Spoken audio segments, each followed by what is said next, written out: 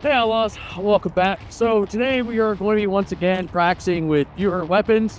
I don't know if you've noticed, but I got the Buhurt leg armor on. And you can see underneath.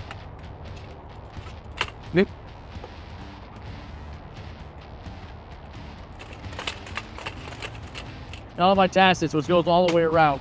So, what are we doing today?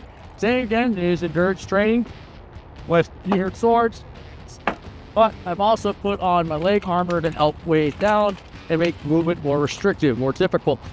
So if any of you have been following us for the long term, either 4 years I've been doing this, or if you count when I officially started 2017, more like 8 years. Been a lot of highs, been a lot of lows. Buhurt. Now, will I ever go back to Buhurt training or actual Buhurt practice, Buhurt fights? I don't know. Got injured too much, and it was interfering with my giant sword training, so we'll see. Anyway, so today I'll be working with the 15th century. This falls in the category of a great sword, two-hander. This was made for me by a Canadian Buhurt. Good guy.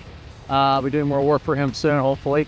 So it was originally going to be something else, but we've transformed it into this. So it's still a pretty hefty guy.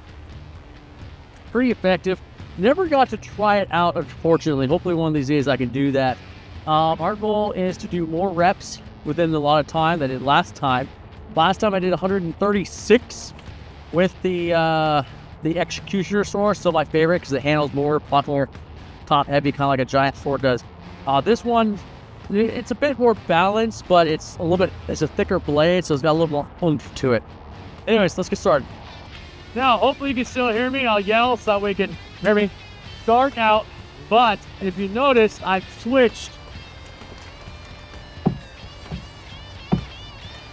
the location of the secondary target.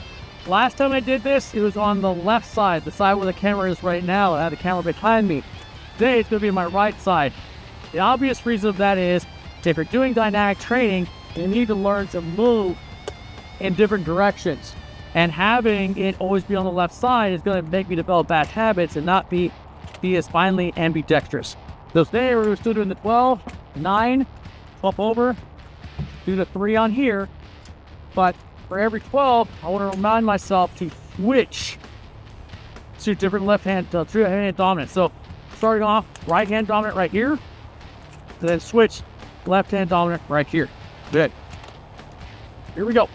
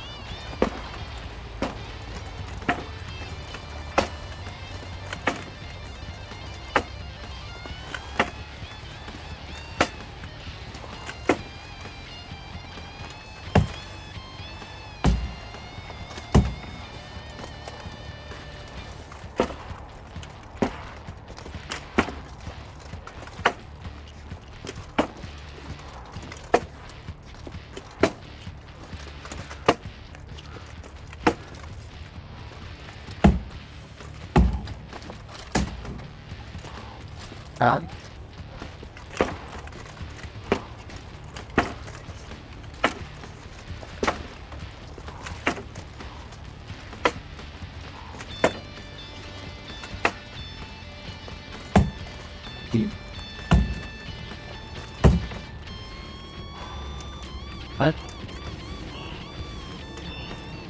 Oh. Whoa.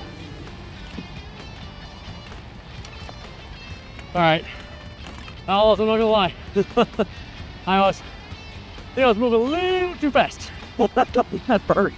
I was like, wait. No, I know on the camera probably doesn't seem that fast. Pretty fast. I could go a little bit faster, but that would beat the crap out of my Pell so bad that I would soon no longer have a Pell. And believe it or not, I want to keep my Pell around for a while because useful. It's also hard to rebuild, hard to replace. Not impossible, but hard. Hopefully soon I'll have a place where I can do this training more privacy and have more control set for y'all. All right, so lessons learned for today. Definitely was going a little too fast, but that's okay because you want to really push yourself, make yourself tired. Something like this, not for other type of training. For something like you're doing, like endurance wise, make yourself really gassed. That way you can tell and you start to understand what your limit is.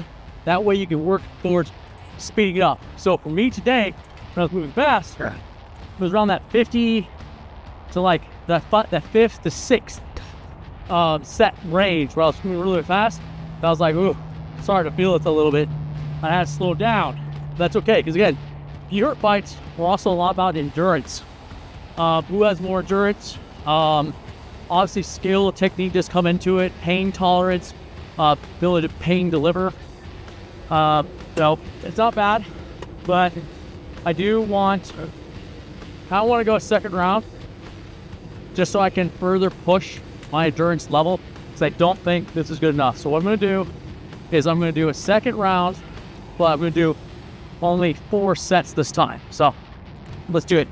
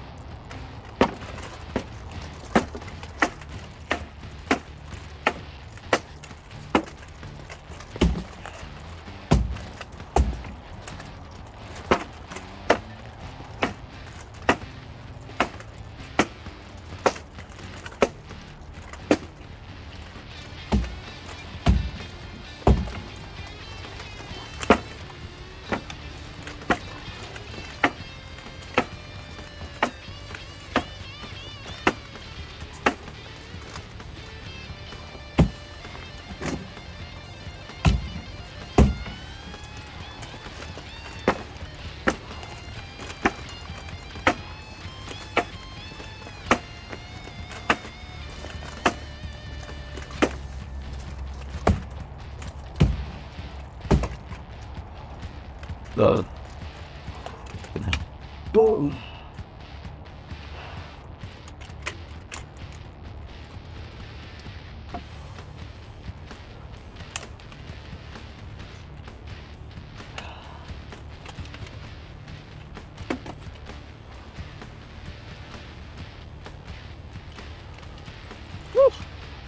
Okay. So also had a lot less juice that time, but not bad. All right, I don't have any water out here, so call it a night. But two different, two circuits, I guess you could call that. Multiple sets, but I would say off the top of my head, there's 15 more, quite a few reps. Quite a few more reps than last time. My shoulders are burning, but that's good. Now, one thing I noticed with this, though, is that my hound skull, I can still breathe pretty good. It's only slightly restricted. When I first got this helmet, it was pretty bad. I still see some holes here and there where I can add additional airflow, and once I do, it'll be even better. But it's just, it's so much better to breathe in now. A huge difference. And I just added additional air holes here and there. Obviously here on top so I could see for my eye. Top here, which I'm gonna add more right there.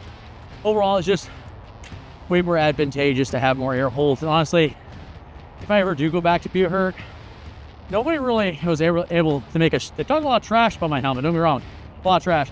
But no one was ever able to like deliver a blow on it like directly to the front where it was able to make contact away with it. My one opponent, Isaac, when I was down, they sent me right here. That was pretty good, but it's also because I was getting choked the hell out. Anyways, good fun. Okay, anyone, Outlaws, thanks for watching. Like I always said, aim high. We'll see you next time.